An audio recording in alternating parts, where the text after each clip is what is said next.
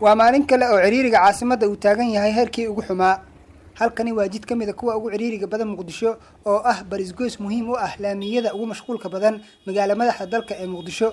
ciidamada nabad ilaalinta ee AMISOM ayaa sidoo kale hadda u muuqda kuwa qayb kaga jira ciriiriga iyo zaxmadda xun oo ay magaaladu la daalaa-dhacayso.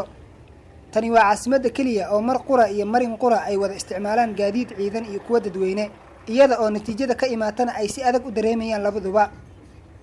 nasiib daro waxaan Muqdisho ka jirin nidaam dawladeed oo adeega bulshadiisa xil muuqda iska saara. waa markii labaad oo toddobaad gudihiisa oo ay ku xayirmaan halkan, iyaga oo sidoo kale hakad weyn gelinaya isku socodka gaadiidka dadweynaha. ha yeeshee aalaaba ma ahan zaxmadda waxa ugu weyn oo laga cawdo marka laga hadlayo maritaanka kolonyadooda. halis nafeed iyo tuburbur oo ay u geystaan dadweynaha iyo gaadiidkooda siiba bajaajlayaasha. sidan oo kale bilowgii toddobaadkii hore gaari uu jiray mid ka mid ah gaadiidkooda ayaa sababay dhaawaca darawal mooto oo dhinac marayay. waxay inta badan qaadataa saacado in lagu xaliyo mashaqada taagan, taas oo sii fududaynaysa xirnaanshaha waddada.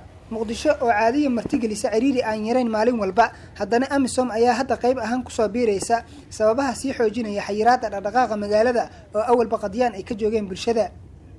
ciidamada AMISOM oo tan iyo sanadkii 2007 dalka joogay waxay runtii bulshada inteeda kala siman yihiin dhibaatada ka jirta isku socodka caasimadda.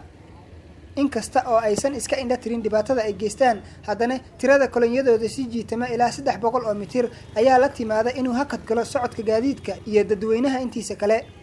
shacabka Muqdisho ayaa ugu baaqaya maamulka gobolka inay xilliyo cayiman siiyaan gaadiidka waaweyn oo xamuulka sida, kuwaas oo dharaarta cad la isticmaalo kuwa yaryarka ah laamiyada. waxaa kale oo muhiim ah in lagu baraarugo xaddiga dhibaatada traafiko ahaaneed oo ciidamada midowga Afrika ee AMISOM ay ku hayaan bulshada caasimadda. waxaa lama huraan ah in ciidamada la siiyo nuska saac wixii ka horeeya inay gudbaan laamiga iyo habeenkii marka la gaaro 4 saac.